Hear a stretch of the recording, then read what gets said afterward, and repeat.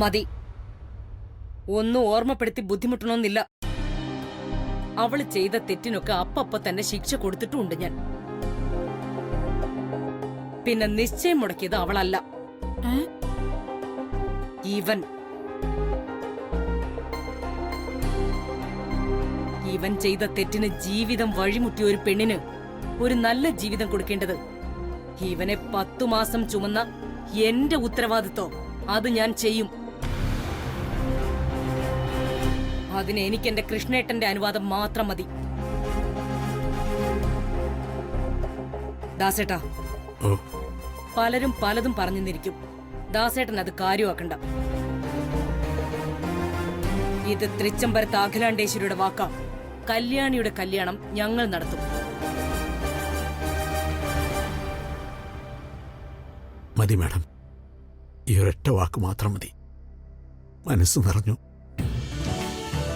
അമ്മേ, ഇന്ന് എന്നെ കല്യാണിയുടെ ബയോഡേറ്റയും ഫോട്ടോയും എല്ലാ സ്റ്റാഫുകളുടെയും മെയിലിലേക്ക് അയച്ചിടാം. ഓക്കെ, എന്നാ ഇനി എല്ലാവർക്കും പോകാം. ഈ മീറ്റിംഗ് കഴിഞ്ഞു.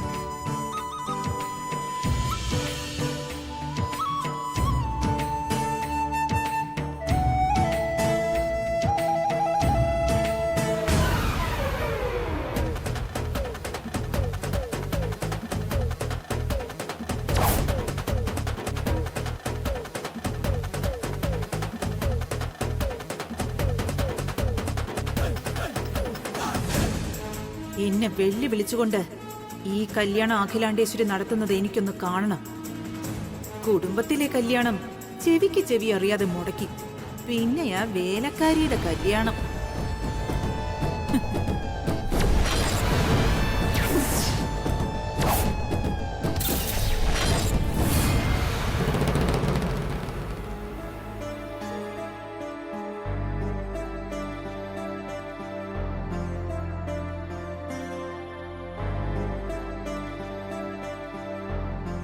ഹലോ, ഒന്ന് നിക്കണം.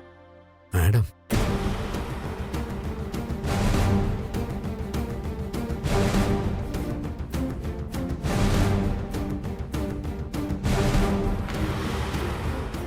മാഡം, കല്യാണിയുടെ അച്ഛൻ വലിയ സന്തോഷത്തിലാണല്ലോ. ആ, ബമ്പർ അടിച്ചിരിക്കല്ലേ, കല്യാണ ബമ്പർ. അയ്യോ മാഡം, എന്തൊക്കെയായി പറയുന്നത്? ഞങ്ങള് പാവങ്ങളായതുകൊണ്ടാ അഖിലാണ്ടേശ്വരി മേഡം കരുണ കാണിച്ച്. അയ്യോ, മതി മതി, ഇനിയും വിനയൊന്നും കാണിക്കണമെന്നില്ല. അച്ഛന്റെ മോളുടെ അഭിനയത്തിലാ അഖിലേച്ചി മയങ്ങിപ്പോയത്. അത് എന്റെ അടുത്ത് ചെലവാക്കാൻ നോക്കണമെന്നില്ല.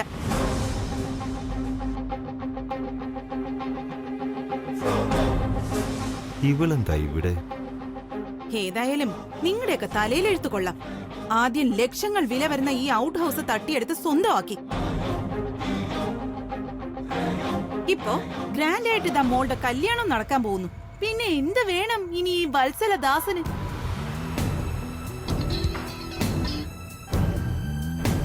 ദേ, ഒരു കാര്യം പറയാനാ ഞാൻ പിന്നാലെ വന്നത്.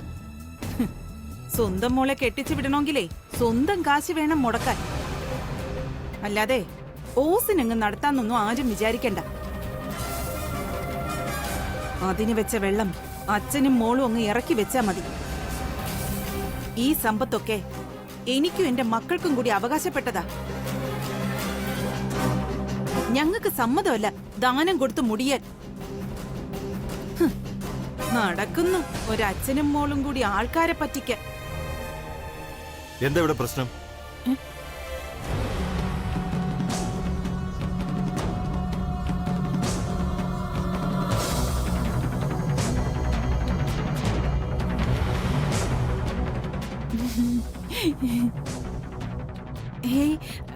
ദാസേട്ടനും ഞാനും കൂടി കല്യാണക്കാരിയെ എങ്ങനെ നടത്താന്ന്. മതി, വാടകയ്ക്ക് എല്ലാം ഞാൻ കേട്ടു. ഇതൊന്നും നിന്റെ അച്ഛൻ സ്ത്രീധനമായിട്ട് തന്ന സ്വത്തല്ലല്ലോ, ആണോ? ഇത്ര ആധികാരികമായിട്ട് ചോദിക്കാൻ.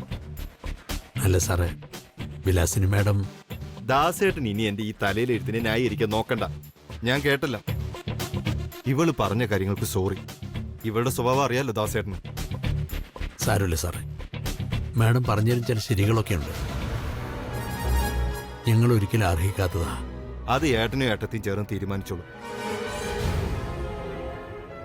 ദാസേട്ട മോളുടെ കാര്യം നടത്താൻ നോക്ക്. ഇവളുടെ കാര്യം ഞാനൊന്ന് നോക്കാൻ പോവാ.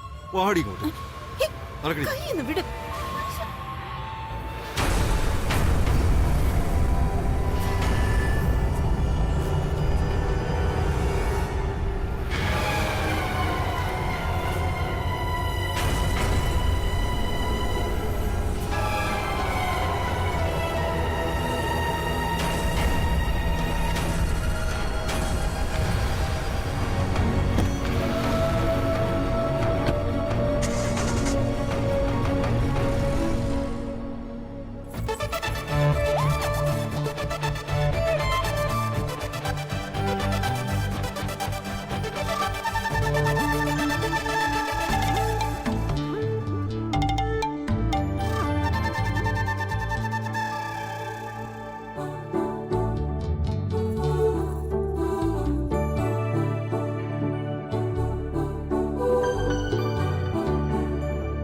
മാഡം ചായ.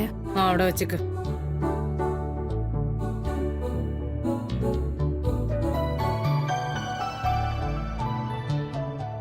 കല്യാണി,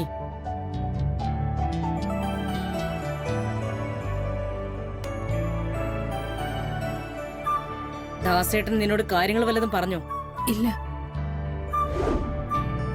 ആ, എന്നാ ഞങ്ങളെല്ലാവരും ചേർന്ന് നിനക്ക് ചില നല്ല കാര്യങ്ങൾ ആലോചിക്കുന്നുണ്ട്, നിന്റെ ഭാവി ശരിയാക്കാൻ വേണ്ടിട്ട്.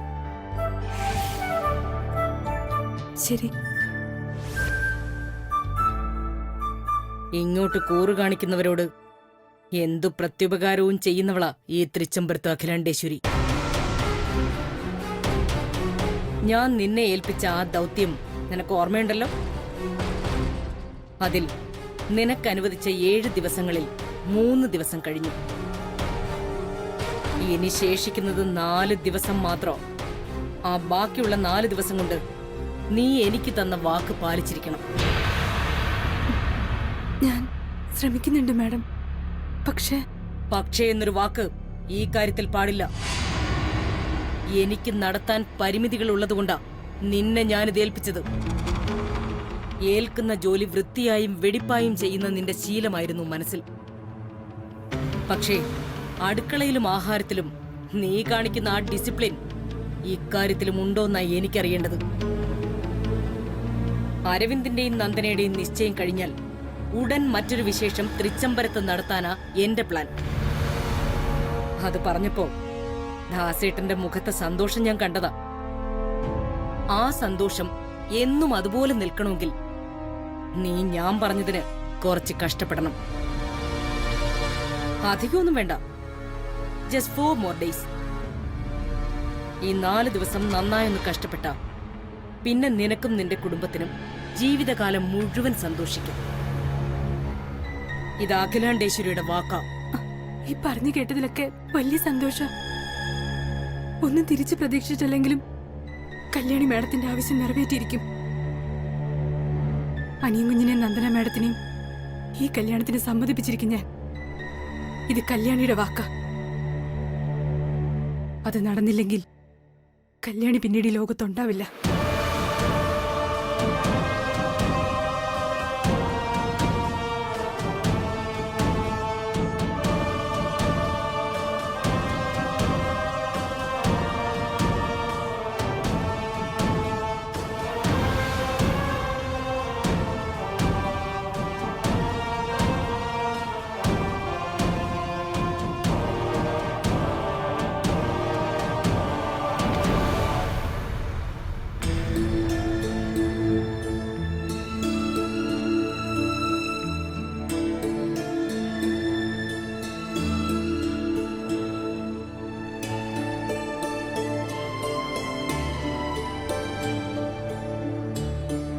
കോഫി.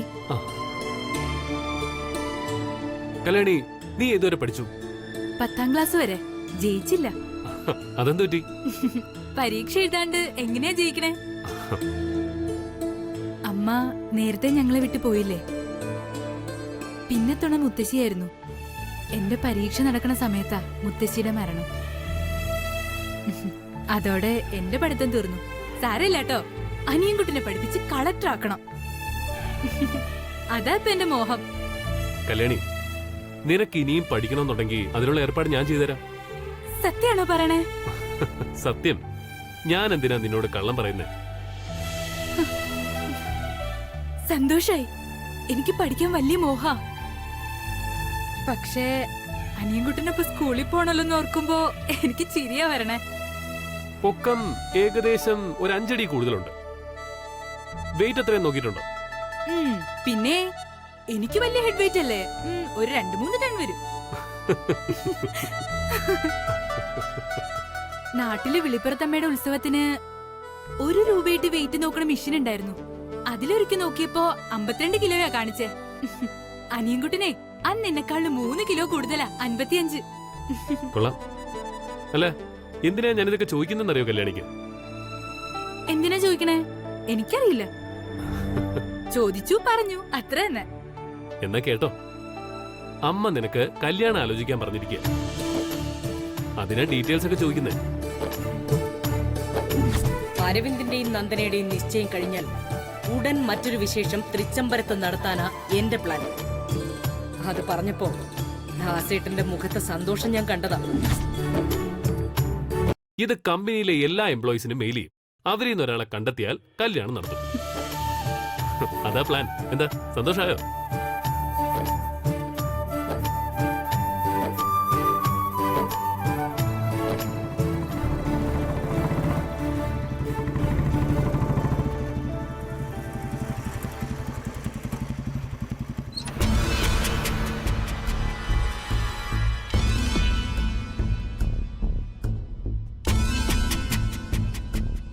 കല്യാണി,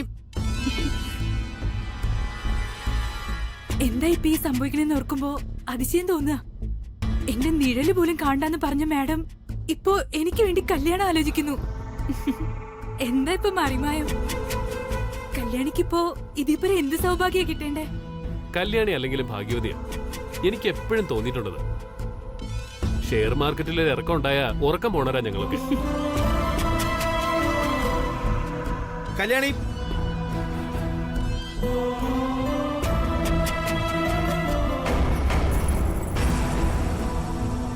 കല്യാണി,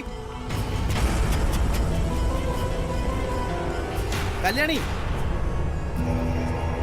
ഞാനൊരു കാര്യം ചോദിച്ചോട്ടെ? ചോദിക്ക. അല്ല, എല്ലാരുടെയും കല്യാണം നടത്തണ ഈ ആക്ക് കല്യാണം എന്താ ഉണ്ടാവുക? ആ കുട്ടിയെ കാണാനുള്ള കൊതി കൊണ്ട് ചോദിക്കാണേ. കല്യാണി, അതൊക്കെ സമയമാകുമ്പോ നടക്കും. ഇപ്പൊ അരവിന്ദിന്റെയും നന്ദനയുടെയും കല്യാണോ പ്രധാനം. ആദ്യം അത് നടക്കട്ടെ.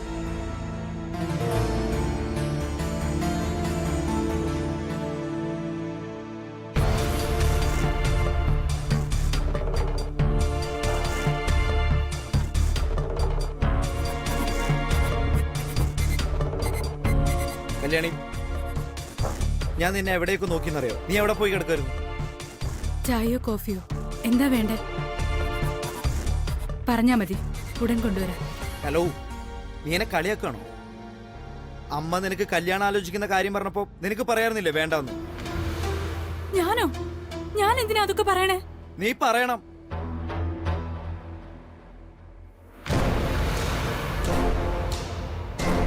ഞാൻ വാക്ക് പറഞ്ഞാ നിന്നെ കെട്ടിക്കോളാന്ന്.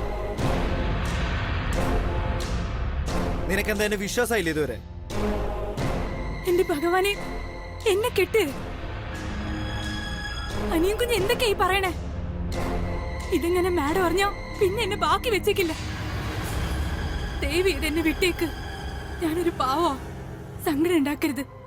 ജീവിച്ചു പൊയ്ക്കോട്ടെ ഞാൻ.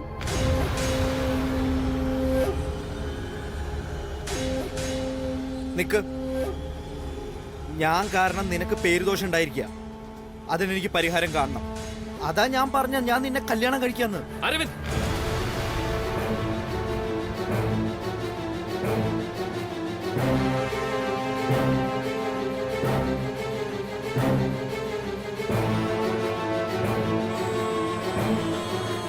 കല്യാണി പോ. നിനക്കിപ്പോ എന്താ വേണ്ടത്? എന്താ നിന്റെ പ്രശ്നം? ഞാൻ ചെയ്ത തെറ്റിന് എനിക്ക് പരിഹാരം ചെയ്യണം. അത്രയും ജനങ്ങളുടെ മുമ്പിൽ വെച്ച് കല്യാണി ഇഷ്ടമാണെന്ന് വിളിച്ചു പറഞ്ഞ് ഞാൻ ആ പെൺകുട്ടിയുടെ ജീവിതം നശിപ്പിച്ചു. ഇനി ആരും അവിടെ കല്യാണം കഴിക്കാൻ തയ്യാറാവില്ല. അത് തന്നെ എന്റെ പ്രശ്നം. എന്ന ആ പ്രശ്നം നീ ഇനി തലയിൽ ചുമക്കണ്ട. തൃച്ചംബരത്തെ അഖിലാണ്ടേശ്വരി അമ്മ ആ പ്രശ്നം ഏറ്റെടുത്ത് കഴിഞ്ഞു. ഞങ്ങൾ എല്ലാരും ചേർന്ന് കല്യാണിയുടെ കല്യാണം നടത്താൻ പോവാ. നടത്താനോ? എന്ന്? ഉടൻ. അതിനുവേണ്ടി നമ്മുടെ കമ്പനിയിലെ സ്റ്റാഫുകൾക്ക് കല്യാണിയുടെ ഫോട്ടോയും ബയോഡേറ്റയും മെയിൽ ചെയ്തിട്ടുണ്ട്. കല്യാണിയെ പൊന്നുപോലെ നോക്കുന്ന ഒരാൾ ഉടനെ വരും. ഇനി നീ ആ പെൺകൊച്ചിന്റെ പുറകെ നടക്കരുത്. അവള് മറ്റൊരാളുടെ പെണ്ണ, നിന്റെ അല്ല.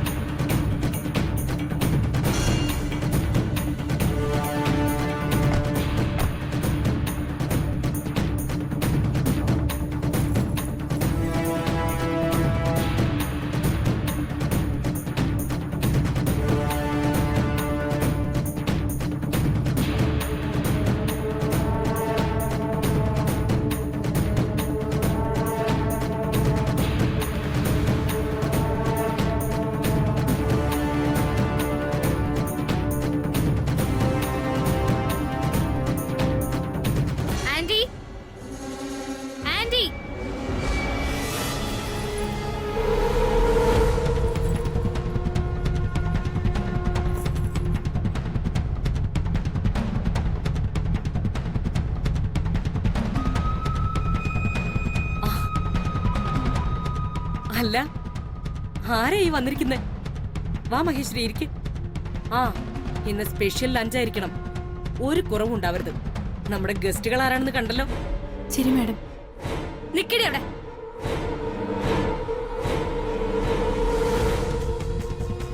ആന്റിയുടെ സദ്യക്കും സൽക്കാരത്തിനും വന്നതല്ല ഞങ്ങള്. മണ്ഡപത്തിൽ ആളുകളുടെ മുന്നിൽ വെച്ച് അപമാനിച്ചു വിട്ടില്ലേ, അതിനെന്ത് മറുപടി ഉണ്ടെന്ന് ചോദിക്കാനാ. പുറത്തിറങ്ങി നടക്കാൻ പറ്റുന്നില്ല എനിക്കിപ്പോ. ആന്റിക്ക് അറിയാവോ, നരകവേദന ഞാൻ അനുഭവിച്ചുകൊണ്ടിരിക്കുന്നത്. നരകവേദന. തൃച്ചംബരത്ത് അഖിലാണ്ടേശ്വരിയുടെ മരുമകളാകാൻ പോയിട്ട് എന്തായിന്ന് ചോദിച്ച് ആളുകൾ എന്നെ കളിയാക്കി ചിരിക്കുക. ഞാൻ എന്ത് തെറ്റ് ചെയ്തിട്ടാ ഇങ്ങനൊക്കെ? അതിന്റെ ഉത്തരം തൃച്ചംബരത്തുള്ളവർ തന്നെയാ പറയേണ്ടത്. അമ്മയും മോളും കൂടി എന്തോ പ്ലാൻ ചെയ്തുള്ള വരവാണല്ലോ. എന്തായിരിക്കും ഉദ്ദേശം? മോളെ, നടന്നതെല്ലാം ഓർക്കുമ്പോ ഈ ആന്റിയുടെ നെഞ്ചിൽ ഒരു പെടച്ചില്ല. മോളുടെ വേദന ആന്റിക്ക് മനസ്സിലാവും. ആലോചിച്ച് ഞാൻ തന്നെ നിങ്ങളുടെ വീട്ടിലേക്ക് വന്ന്. ചേച്ചി, ചേച്ചി എന്തിനാ ഇവരുടെ വീട്ടിലേക്ക് പോകുന്നത്? അപ്പോഴേ നിശ്ചയം മുടങ്ങി തൊട്ടടുത്ത ദിവസം വന്ന് നിങ്ങൾ ഇതൊക്കെ പറഞ്ഞിരുന്നെങ്കിൽ ന്യായം ഉണ്ടായിരുന്നു. ഇതിപ്പോ 3 ദിവസം കഴിഞ്ഞു, ഇപ്പോഴാണോ ദുഃഖം പറയാൻ വരുന്നത്? ആ, കൊള്ളാം, ജോറായിട്ടുണ്ട്. ഇളമേ, ഒരു മിനിറ്റ്. നീ ക്ഷമ ചോദിച്ചാൽ തീരുന്ന പ്രശ്നം ഇവിടെ ഉള്ളൂ. ഇപ്പൊ തന്നെ അവരോട് നടന്ന കാര്യത്തിന് ക്ഷമ ചോദിക്കും. നിന്റെ ഒരു സുഹൃത്തിനെ പോലെയാ ഞാനീ പറയുന്നത്. ഒരു ക്ഷമ പറഞ്ഞാൽ നിനക്കെന്താ നിന്റെ നാക്കിറങ്ങി പോവോ? വേണ്ട, വെറുതെ ഒരു ക്ഷമ പറഞ്ഞ് എല്ലാം അതിലങ്ങ് തീരുന്നു കരുതിയെങ്കിൽ തെറ്റി. വെറുതെ ഒരു ക്ഷമ പറഞ്ഞ് എല്ലാം അതിലങ്ങ് തീരുന്നു കരുതിയെങ്കിൽ തെറ്റി. ക്ഷമ കൊണ്ട് ഞങ്ങൾക്ക് നഷ്ടപ്പെട്ട മാനവും അഭിമാനവും തിരികെ കിട്ടുമോ? നിശ്ചയം മുടങ്ങിയ ദിവസം എന്റെ മോൾ ആത്മഹത്യയ്ക്കാ ശ്രമിച്ചത്. അറിയാവോ നിങ്ങൾക്ക്?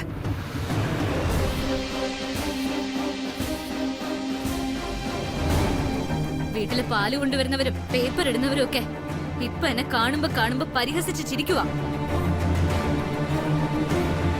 ഞാൻ ആത്മാർത്ഥമായിട്ട് ഇഷ്ടപ്പെട്ട ആള് എന്നെ ഇങ്ങനെ ചതിച്ചപ്പോ ഞാൻ എല്ലാം അവസാനിപ്പിക്കാന്ന് വിചാരിച്ചതാ. എനിക്ക് മടുത്തു ഈ ജീവിതം. എന്താ മോളെ ഇങ്ങനെയൊക്കെ പറയുന്നേ? ഇങ്ങനെയൊക്കെ ചിന്തിക്കേണ്ട കാര്യം എന്താ? ഞങ്ങളൊക്കെ ഇല്ല ഇവിടെ. അതിലൊന്നും കാര്യമില്ല ആന്റി. എല്ലാവരുടെയും മുന്നില് എന്റെ മാനവും അഭിമാനവും ഒക്കെ പോയില്ലേ? ഇങ്ങനെ ഓരോ ദിവസവും ഉരുകി ഉരുകി ചാവുന്നതിനേക്കാളും നല്ലത് ഒറ്റ അടിക്ക് അങ്ങ് ആത്മഹത്യ. അതാ നല്ലതെന്ന് വിചാരിച്ചു. നന്ദന മാഡം, ഇങ്ങനെയൊന്നും പറയരുത്. എന്റെ ദേവിയാണ് സത്യം. ഞാനും അനിയമുഞ്ഞും തമ്മില് ഒരു ബന്ധവുമില്ല. നിങ്ങൾ തമ്മിലുള്ള കല്യാണം നടക്കണമെന്നുള്ളത് എന്റെ കൂടി പ്രാർത്ഥനയാണ്. സമയദോഷം കൊണ്ടാ ഇപ്പൊ ഇങ്ങനെയൊക്കെ ഉണ്ടായെന്ന് കരുതിയാ മതി. മനസ്സിലുള്ള സകല ദൈവങ്ങളോട് പ്രാർത്ഥിച്ച് ഞാൻ പറയാ, തൃച്ചംബരത്ത് മരുമകളായി നന്ദന മേഡം തന്നെ വരണം. അതല്ലാതെ സ്റ്റോപ്പ് ഇറ്റ്.